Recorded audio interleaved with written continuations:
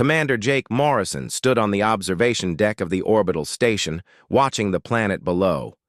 New Horizon looked peaceful from up here. The blue oceans and green continents reminded him of Earth.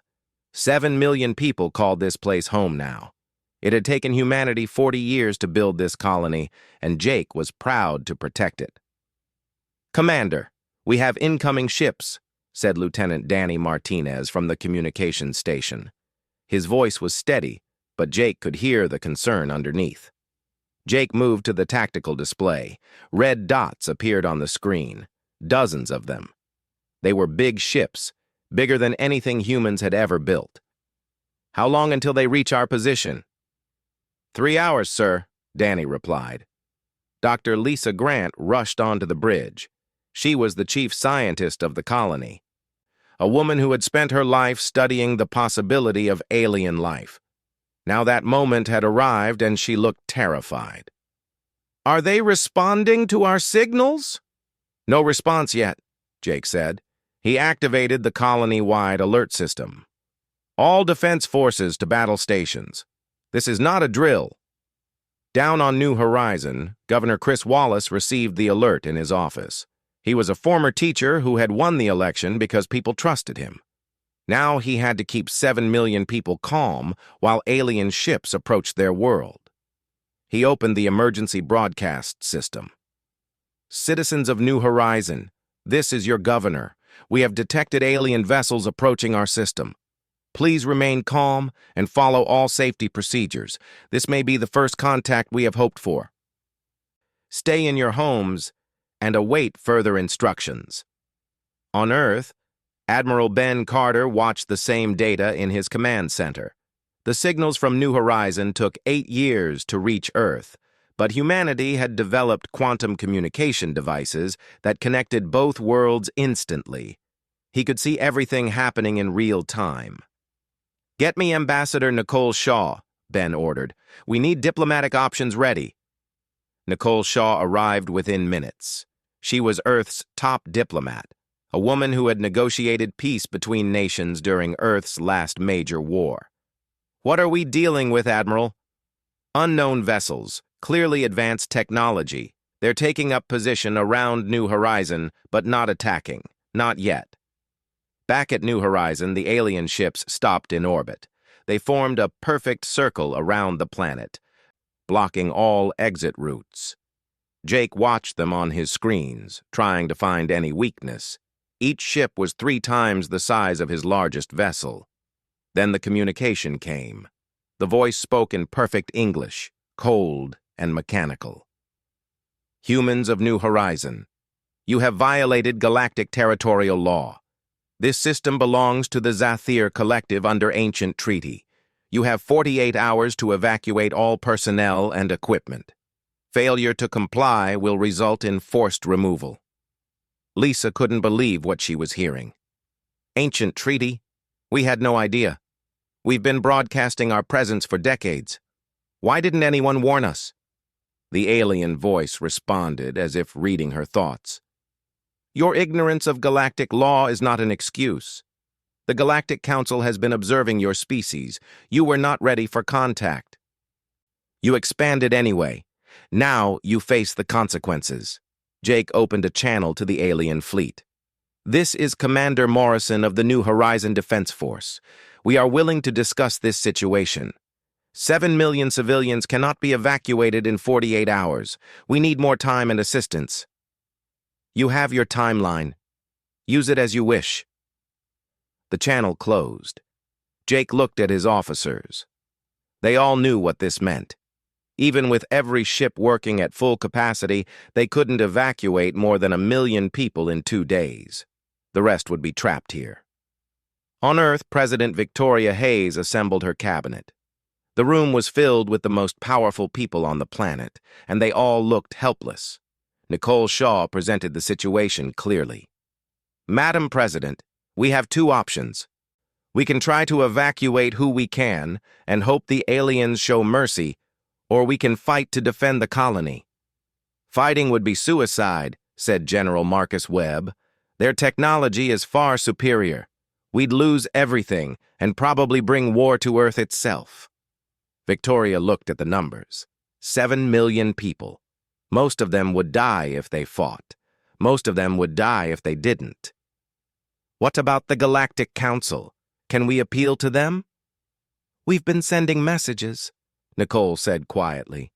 They're not responding. I think they want to see what we'll do. Jake Morrison made his own decision. He ordered every transport ship to begin evacuations immediately. Families lined up at spaceports, crying and desperate. Captain Ryan Hughes commanded the largest colony transport, the Endeavour. He worked with his crew to pack as many people as possible into every available space. Officer Kate Peterson managed the security checkpoints. People were panicking, fighting to get on the ships first. She hated having to choose who lived and who stayed behind. Families with children first, she ordered. We'll make as many trips as we can. But everyone knew there wouldn't be enough trips. The clock was counting down, and the alien ships just watched. The Galactic Council broadcast the entire situation across their network. Other alien species watched humanity's struggle like it was entertainment. Lisa Grant worked frantically to establish communication with any sympathetic aliens. She sent messages to every frequency, begging for help or at least understanding. No one answered except to tell her that humanity had broken the law and must accept judgment. As the 48 hours passed, Jake realized they had saved only 200,000 people. 6.5 million remained on the planet, watching the skies and waiting. The alien ships maintained their positions, silent and patient. Jake made one final plea to the Zathir. Please, these are civilians, families, children. Give us more time. The response came quickly. Your time is complete. Prepare for enforcement action. The defense fleet moved into position. Danny Martinez checked his fighters' weapons one last time. He knew he wouldn't survive this, but maybe he could buy a few more minutes for the evacuation. Kate Peterson stood on the planet's surface, having refused to leave while civilians remained. She gathered her security forces and prepared to defend the spaceports. Governor Wallace stood in the city square, surrounded by millions of people who had nowhere to run. He held his daughter's hand and looked up at the stars. From his command ship, Jake Morrison gave the order he knew was futile. All ships, defensive formation. If they want our people, they'll have to go through us first. The Zathir fleet began to move. The first weapon hit the capital city at dawn. The beam came from orbit, bright as a sun, and carved through buildings like they were paper. Governor Chris Wallace saw the light and had 1 second to push his daughter toward the shelter before the blast wave hit. He never saw if she made it. Jake Morrison watched from his command ship as the city disappeared. 3 million people lived there. Now it was just fire and smoke. He couldn't breathe, couldn't think. Then training took over. All ships engage the enemy. Buy time for the transports. His fleet of 30 ships moved toward the Zathir vessels. It was like insects attacking eagles. The human weapons bounced off their shields or missed completely. The aliens didn't even seem to notice. They just kept firing on the planet below. Captain Ryan Hughes pushed his transport ship, the Endeavour, to maximum speed. He had 20,000 people packed inside, far more than the ship was designed to carry. People sat in hallways, cargo bays, even the engine room. Children cried. Parents tried to stay calm. "Captain, we're clear of the atmosphere," said his pilot. "Setting course for the jump point." Ryan looked at the scanner. 3 more transport ships were lifting off behind him. But on the surface, hundreds of thousands of people crowded the remaining spaceports. There wasn't enough time. There would never be enough time. On the ground, Officer Kate Peterson coordinated the evacuation from Central Spaceport. The second largest city on New Horizons surrounded them. People pressed against the gates, begging to be let through. She had to make choices. Families with young children first, then elderly, then everyone else if space allowed. "Kate, we're getting reports of fires in the residential sectors," her deputy called out. "The aliens are targeting population centers." She looked up. Another beam of light fell from the sky, hitting the eastern district. The explosion was so big, she felt the heat from 5 miles away. 20,000 people had lived there. She forced herself to keep working. Lieutenant Danny Martinez flew his fighter through the debris field that used to be Jake's command ship. The admiral had survived and transferred to a smaller vessel, but 12 other ships were gone. Danny's squadron had started with 48 fighters. Now there were 6 left. "Blue leader, we can't even scratch their shields," his wingman said. "We're just getting ourselves killed." "Then we make them waste ammunition on us instead of the planet," Danny replied. He dove his fighter toward the nearest Zathir ship, firing everything he had. The alien vessel didn't even turn. It just kept bombarding the surface. Below, the second city was burning. Lisa Grant was there, in the University Research Center. She had refused to evacuate, choosing instead to document everything. If humanity survived this, they would need to know what happened. She recorded the alien attacks, the desperate evacuations, the courage of people helping their neighbors even as death fell from the sky. An explosion nearby shook her building. The power went out. She switched her camera to battery mode and kept recording. Through the window, she saw a transport ship lifting off. It made it 100 feet before an alien beam cut it in half. The ship fell back into the spaceport.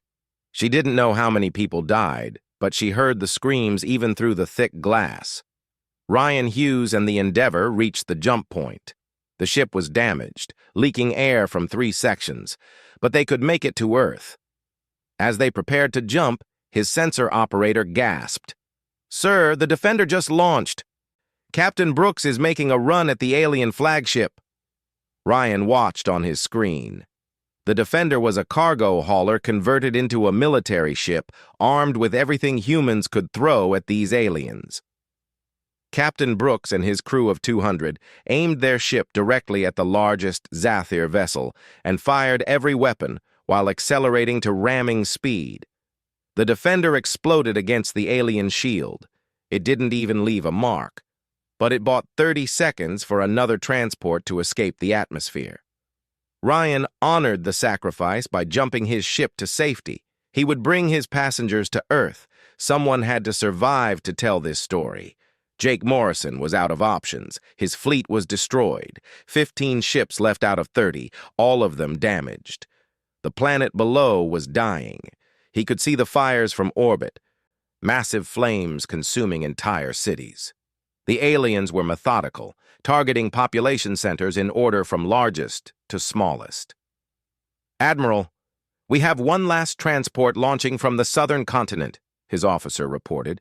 "The coastal spaceport is still functional." Jake looked at the tactical display. That spaceport could hold maybe 50,000 people. It was the last hope for anyone still alive down there. "All remaining ships, form a defensive line over that spaceport. We make our stand there." Kate Peterson was at that southern spaceport.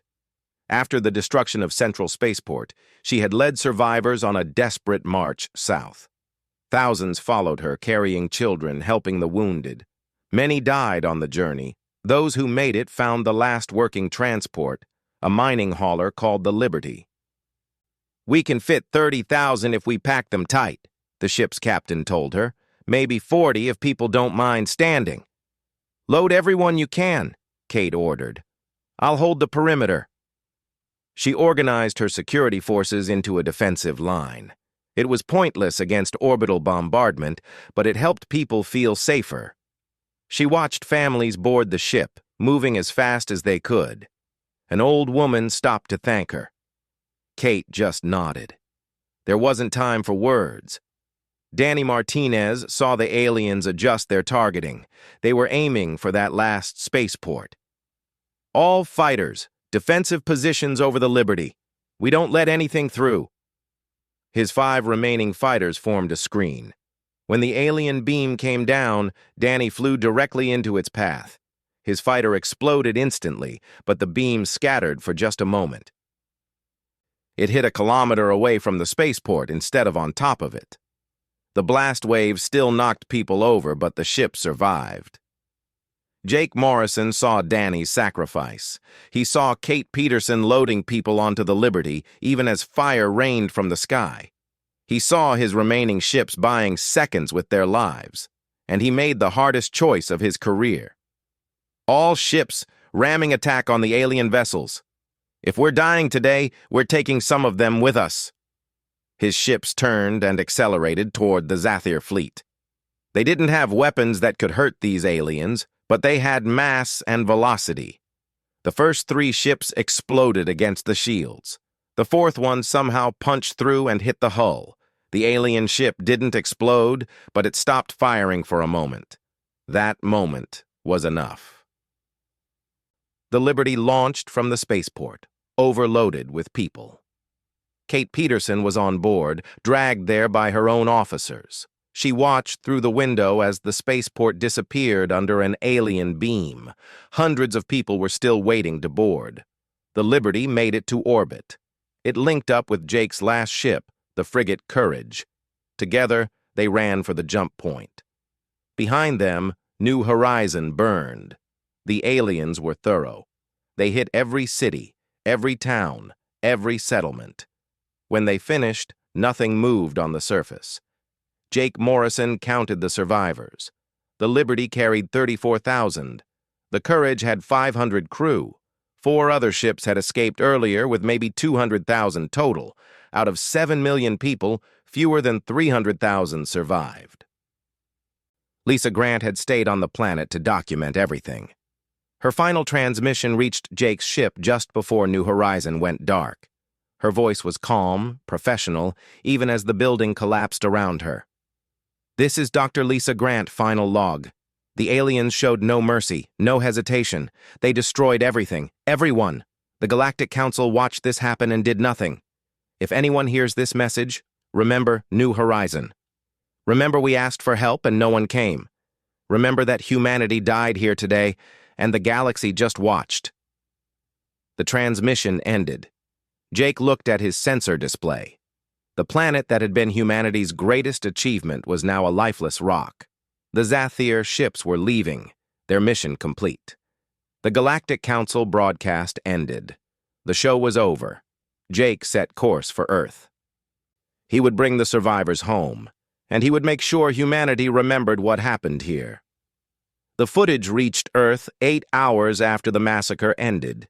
The Galactic Council had broadcast everything, packaging humanity's destruction as entertainment and education for the galaxy. They called it a lesson about respecting galactic law.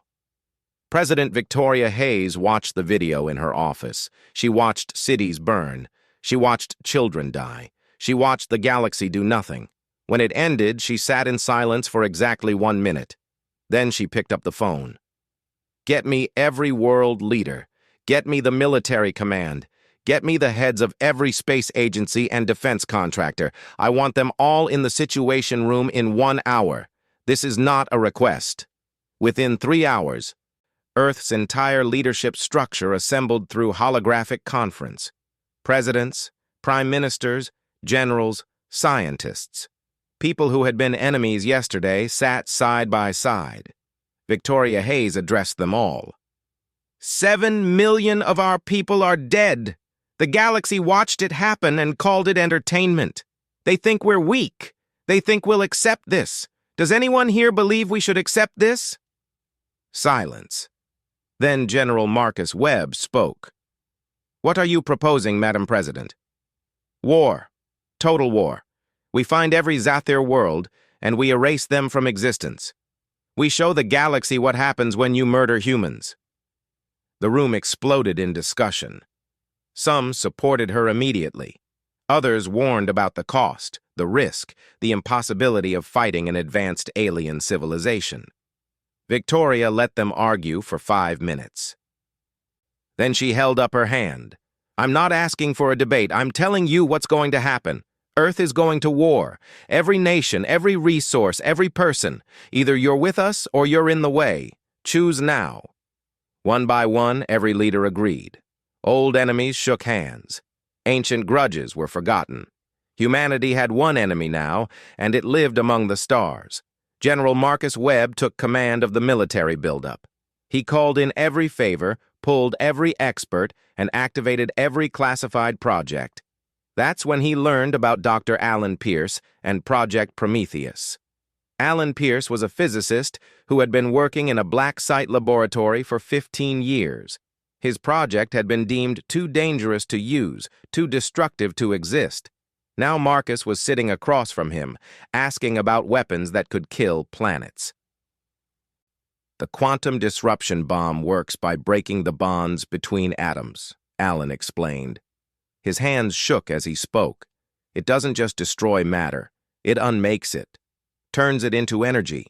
A single bomb could crack a planet's crust. How many can you build? Marcus asked. I've been trying to convince people to destroy my research for a decade. Now you want me to mass produce it? Doctor, 7 million people died while aliens watched for fun. How many bombs can you build? Alan looked at the footage from New Horizon playing on the screen behind Marcus. He saw the children. He saw the fire. I'll need 6 months and unlimited resources. I can build 500. You have 3 months and whatever you need. Build 1,000. Across Earth, factories retooled overnight. Car plants started building weapons. Electronics manufacturers produced targeting systems. Universities canceled classes and put students to work on military research. The entire planet became a war machine. Commander Julie Cross had been leading special operations in the outer solar system. She got recalled to Earth for a new mission. Victoria Hayes met with her personally. I need intelligence on the Zathir. Locations, defenses, fleet positions, everything. Julie looked at the limited data they had. We know almost nothing about them. They're part of the Galactic Council network, but we can't access it. Then find a way to access it. Take whatever team you need. Bring me targets. Julie assembled 30 operators, the best humanity had. They captured a Galactic Council observation post in the asteroid belt. The aliens there had been watching Earth, documenting humanity's reaction to the massacre. They found it fascinating. Julie's team found them less fascinating. They extracted every piece of data from the station's computers and brought back one alien prisoner, a creature that looked like a floating jellyfish with 6 eyes. It claimed diplomatic immunity. Julie claimed it was a spy. The alien provided information. The Zathir Collective controlled 14 colony worlds and a home system. Their fleet numbered around 200 major vessels. They were one of the mid-tier powers in the Galactic Council, respected but not dominant. They had destroyed human civilization as casually as someone might demolish an illegal building. Captain Ryan Hughes recovered from his journey with the Endeavour. He had saved 34,000 lives, but he couldn't forget the millions he'd left behind. When Marcus Webb asked him to consult on warship design, he agreed immediately. The Zathir shield stopped everything we had, Ryan explained to the engineering team. We need different weapons. Not stronger, different. Dr. Alan Pierce joined the discussion. Quantum disruption doesn't care about shields. It affects space itself. Their shields exist in space. They'll fail. What about their hulls? Ryan asked. After the shields fail, I don't think the hulls will matter much. The warship design took shape. They called them Revenge-class dreadnoughts. No frills, no comfort, minimal life support. Just engines, weapons, and armor. They weren't built for crews to live in. They were built for crews to die in after killing as many aliens as possible. Jake Morrison was promoted to Fleet Admiral and given command of the retaliatory fleet. He accepted the position on one condition. I want every survivor from New Horizon in my fleet. They know what we're fighting for. Officer Kate Peterson joined as head of the Marine divisions. She would lead ground forces if they needed to board enemy ships or occupy enemy worlds. She trained her soldiers with a simple message. Show them exactly as much mercy as they showed our families. The construction happened faster than anyone thought possible. Shipyards in orbit around Earth worked 24 hours a day. When they ran out of materials, mining operations on the moon tripled their output. When they ran out of workers, volunteers lined up for shifts. Earth's population was 12 billion. Every single one of them wanted revenge. Admiral Ben Carter coordinated with Julie Cross's intelligence team. They identified the first target, a Zathir colony world called Zathir 4. Population 2 billion. No major military installations. It was a civilian colony, much like New Horizon had been. Some people questioned the morality of attacking civilians. Victoria Hayes addressed the concern in a global broadcast. The Zathir killed 7 million civilians. They didn't strike our military bases. They didn't target our soldiers. They murdered our children and called it law enforcement. We're going to teach them what real enforcement looks like. The dissenting voices went quiet. Not because people agreed, but because they knew it didn't matter anymore. Humanity had made its choice. 3 months after the massacre, the fleet was ready. 2,000 warships, each carrying experimental weapons and crews who expected to die. Jake Morrison stood on the bridge of his flagship, the dreadnought Retribution. Around him in space, the largest military force humanity had ever assembled waited for his orders. Captain Steve Cooper commanded the Retribution. He had lost his wife and 2 sons on New Horizon. Like everyone in the fleet, he had personal reasons for being here. Unlike many, he was honest about what they were about to do. Admiral, we're about to kill billions of aliens. Many of them will be innocent. We know that, right? Jake nodded. We know, but I watched the galaxy sit back and enjoy our suffering. I heard them discuss whether humans deserve to exist. I saw them do nothing while children burned. So yes, we're going to kill billions, and the galaxy is going to watch. And maybe this time they'll learn something. The fleet prepared to jump. Lisa Grant's final transmission played on every ship, a reminder of why they were here. Her voice, calm in the face of death, describing humanity's end while the galaxy watched. Victoria Hayes gave the final authorization. You have permission to engage. Show them what humanity does to those who hurt us. Show them we're not entertainment. We're not a lesson. We're a species that protects its own, no matter the cost. Jake Morrison gave the order. 2,000 ships jumped toward Zathir space. The war had begun. The galaxy didn't know it yet, but they had created something they would never forget. They had made humanity angry. They would learn that was a mistake you only made once. The human fleet emerged from jump space at the edge of the Zathir 4 system. For a moment, everything was quiet. Then Captain Steve Cooper gave the order that would change galactic history. All ships, weapons free. Engage all targets. The Zathir colony world had 6 defense stations in orbit. They detected the human fleet and began charging their weapons. They never got to fire. 200 human warships targeted each station simultaneously. The quantum disruption bombs hit first, tearing holes in space itself. The Zathir shields flickered and died. Then the kinetic weapons followed. Chunks of metal accelerated to relativistic speeds. The stations exploded into clouds of debris. The Zathir military command on the planet's surface had 3 minutes to process what happened. Then the bombardment began. Jake Morrison had given clear instructions. No military target was to survive. No shipyard. No weapons factory. No command center. His fleet was thorough. But Steve Cooper watched the targeting computers and saw something else. The bombs weren't just hitting military sites, they were taking out power plants, communication hubs, transportation centers, everything that made civilization function. He opened a channel to Jake.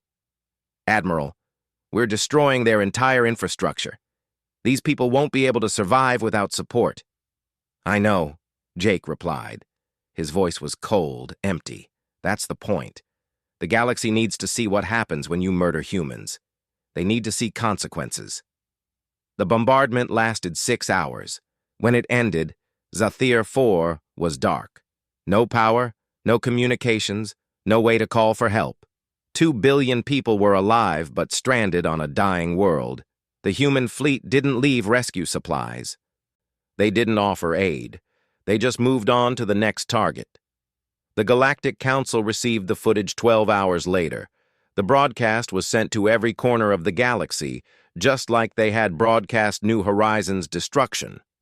But this time, the message was different. This time, humanity was the one delivering the lesson. This is Fleet Admiral Jake Morrison of the Human Defense Force. 7 million of our people died while you watched. You called it entertainment. You called it justice. Now you'll watch what human justice looks like. This is Zathir 4, population 2 billion. We have removed their ability to sustain themselves. In 6 months, most of them will be dead. You have 6 months to remember what you did to New Horizon. The galaxy reacted with horror. The Galactic Council convened an emergency session. Dozens of species demanded humanity be stopped. The problem was simple. No one knew how to stop them. Human ships were crude compared to galactic standard, but their weapons ignored conventional defenses, and there were so many of them. The Zathir Collective sent their fleet to intercept the humans at Zathir 7. 200 Zathir warships, the pride of their military, arrived to find 300 human vessels waiting for them. The battle was over in 30 minutes. Human tactics were simple. Swarm the enemy, accept casualties, keep firing until nothing moves. 90 human ships were destroyed. Every single Zathir ship was debris. Officer Kate Peterson led boarding parties onto the damaged vessels before they exploded, gathering intelligence and technology. Her Marines took no prisoners. The word had spread through the human fleet. Mercy was for species that showed mercy. The third colony fell the same day. The fourth colony tried to evacuate, but human ships were faster. They caught the civilian transports fleeing and destroyed them. Ryan Hughes, commanding a battle group, watched refugee ships explode on his screen. He felt nothing. He had felt nothing since watching New Horizon burn. By the end of the first month, 6 Zathir colonies were gone. Not destroyed in fire like New Horizon, but systematically dismantled. Their populations left alive, but without any means of survival or escape. The galaxy watched in real time as billions slowly died. The Galactic Council tried diplomatic intervention. They sent a delegation to negotiate with Earth. President Victoria Hayes met with them in person. The lead ambassador was a tall, elegant alien that spoke with multiple voices at once. "Your response is disproportionate," it said. "The Zathir violated your colony under legal authority. What you're doing is genocide." Victoria looked at the alien for a long moment. "You watched 7 million humans die. You broadcast it for entertainment. You want to talk about proportionate response? I'll tell you what's proportionate. Every single Zathir dead. Every single species that supported them living in fear, that's proportionate. We can offer reparations, territory, technology, end this war, and we can negotiate terms. Here are my terms," Victoria said. "Stay out of our way. If any species interferes with our fleet, we'll add them to the target list. This isn't a negotiation. This is a notification. Go back to your council and tell them the age of watching is over." The delegation left Earth shaken. They had expected humans to be reasonable, to accept some form of compromise. They didn't understand that humanity had moved past reason. Reason died with New Horizon. Julie Cross led a covert operation into Zathir space, capturing a communication relay station. Her team pulled every piece of data they could find. What they discovered made the war escalate further. The Zathir hadn't acted alone. 3 other species had provided intelligence about human colonies. They had helped plan the attack. They had celebrated the results.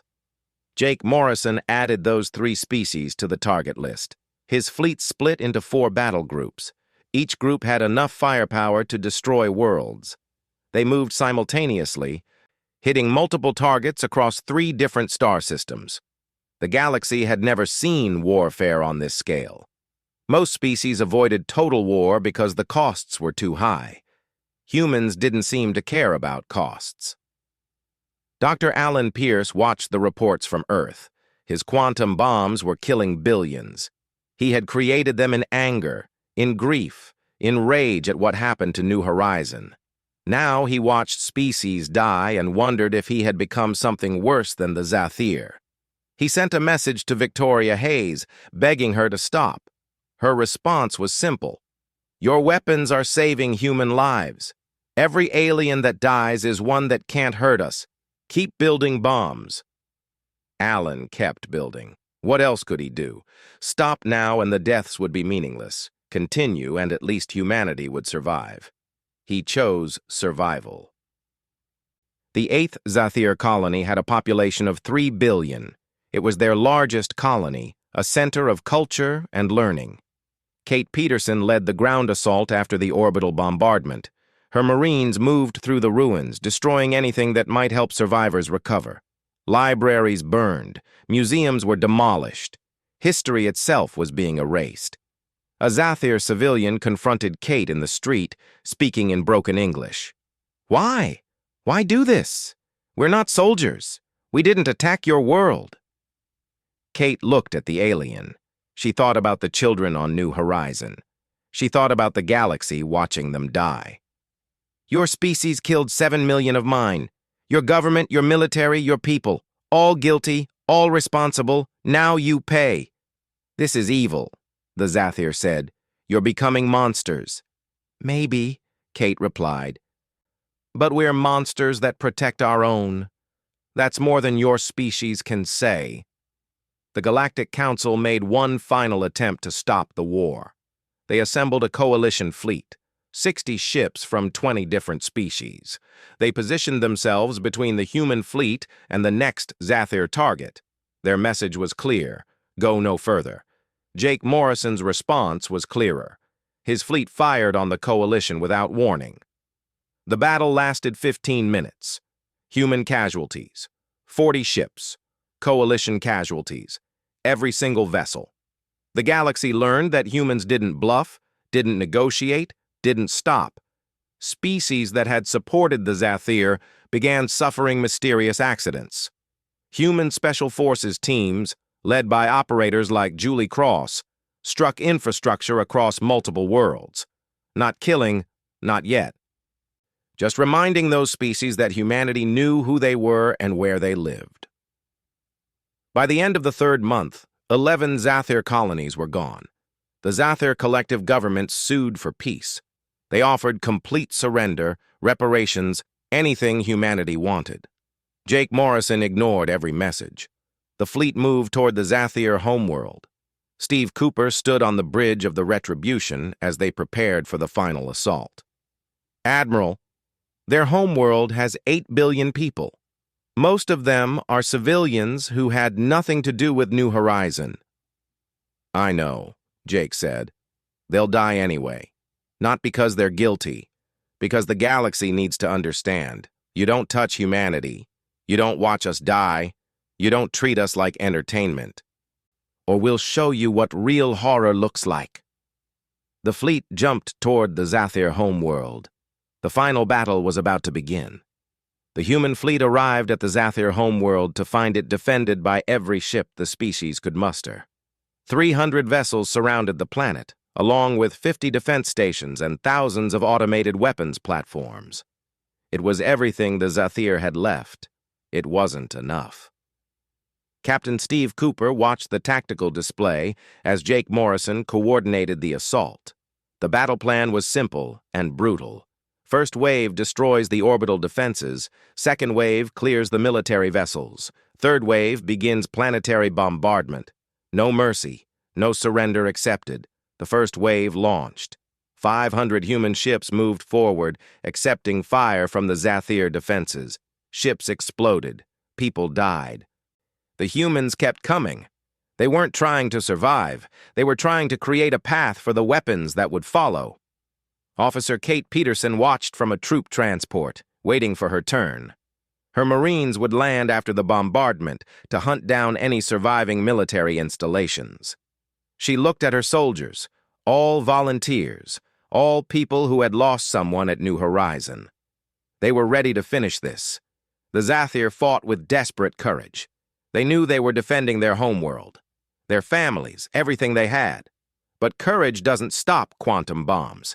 The defense stations fell one by one.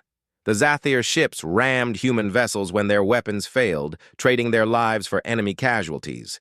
It made no difference. There were always more human ships. On Earth, President Victoria Hayes watched the battle in real time. The entire planet watched. Billions of people seeing humanity destroy another species. The mood was strange. No celebration, no cheering, just grim satisfaction that justice was being served. Ambassador Nicole Shaw entered Victoria's office. She had been against the war from the beginning, had argued for diplomatic solutions. Now she came with one final plea. Madam President, the Zathir government has broadcast an unconditional surrender. They're offering complete disarmament, reparations, and permanent human oversight. Please end this. Victoria didn't look away from the screens. They had 14 colonies. We've already destroyed 13. What's one more? 8 billion lives. That's what one more is. These people didn't attack us. Most of them probably didn't even know about New Horizon until it was too late. Most of the 7 million people on New Horizon didn't know they were violating galactic law. The Zathir killed them anyway. The galaxy watched and did nothing. So, we become like them? We become the monsters? Victoria finally turned to face Nicole. Her eyes were tired, ancient. We became monsters the moment we decided revenge was worth more than mercy. But we're monsters that will never be ignored again. We're monsters the galaxy will fear. That's worth 8 billion Zathir lives. Nicole left without another word. There was nothing more to say. In orbit around the Zathir homeworld, the human fleet achieved space superiority. Every enemy ship was destroyed or fleeing. The defense stations were debris. The path was clear for the final act. Jake Morrison opened a channel to his fleet. All ships, prepare for planetary assault. Target all major population centers, military installations, and infrastructure hubs. This is what we came here to do. This is for New Horizon. Dr. Alan Pierce, watching from Earth, made one final desperate call. He reached Jake Morrison directly, something he had never done before. Admiral, I built these weapons. I know what they'll do to that planet. Please don't make me responsible for genocide. You're not responsible, Doctor, Jake replied. I am. You just built tools. I'm the one choosing to use them. Go home. Forget what happens next. I'll never forget this. None of us will. Good. That's the point. The quantum bombs launched. They fell through the Zathir atmosphere like falling stars, beautiful and terrible. When they hit, they tore holes in reality itself. Cities disappeared. Mountains crumbled. Oceans boiled. The planet's crust cracked. 8 billion Zathir tried to flee, tried to hide, tried to survive. Most failed. Commander Julie Cross, watching from her intelligence ship, recorded everything. Every explosion, every death. Humanity needed this documented. The galaxy needed to see what humans did when pushed to the edge. Future generations needed to remember the cost of this war.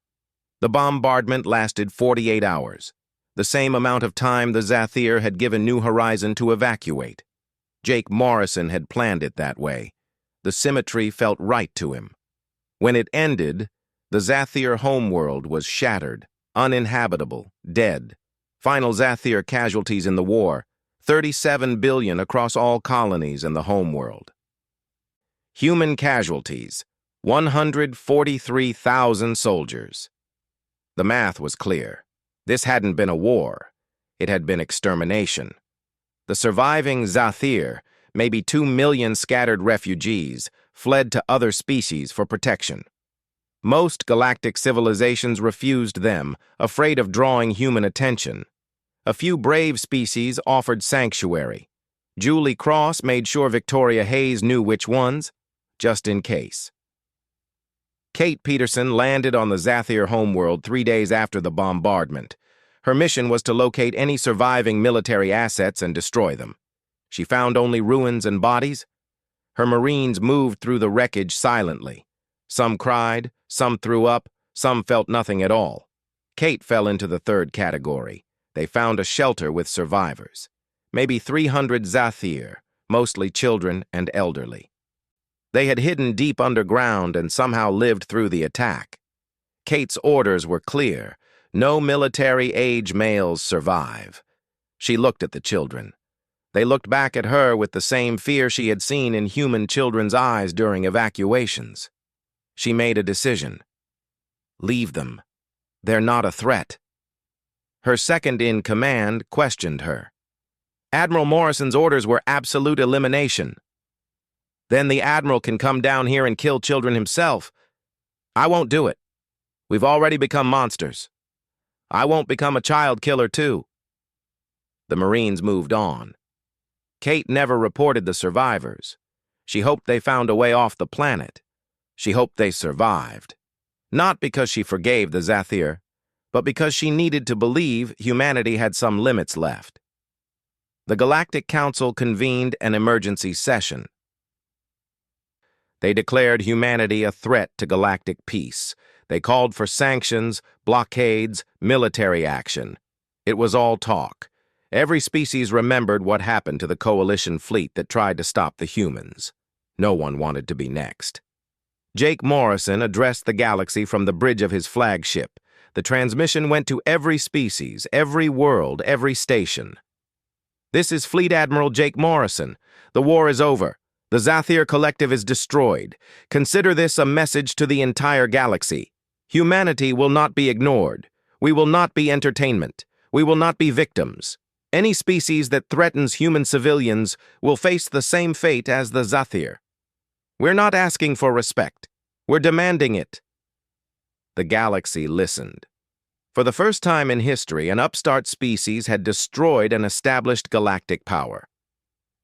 The balance of power shifted. Humanity wasn't a curiosity anymore. They were a threat. Victoria Hayes addressed Earth and the colonies in a global broadcast. The war is won. The price was high. We killed billions to avenge millions.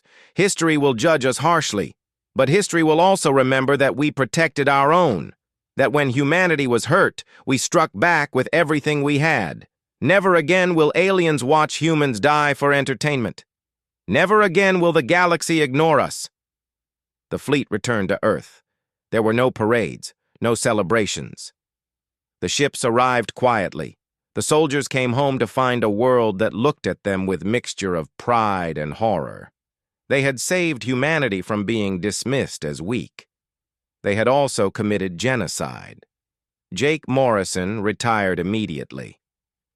He moved to a small house in the mountains and refused all interviews, all honors, all recognition.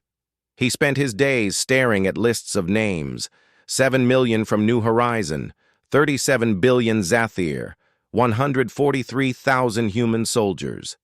The numbers haunted him. Dr. Alan Pierce destroyed all his research on quantum weapons. He published a paper explaining how they worked, making sure the galaxy knew humanity's secrets. If everyone had the weapons, maybe no one would use them. He spent the rest of his life trying to undo his legacy. He failed. Kate Peterson became the commandant of Earth's military academy. She taught every new officer the same lesson. We won because we were willing to become monsters, but being willing doesn't mean you should. Always ask if the cost is worth it. Sometimes the answer is no.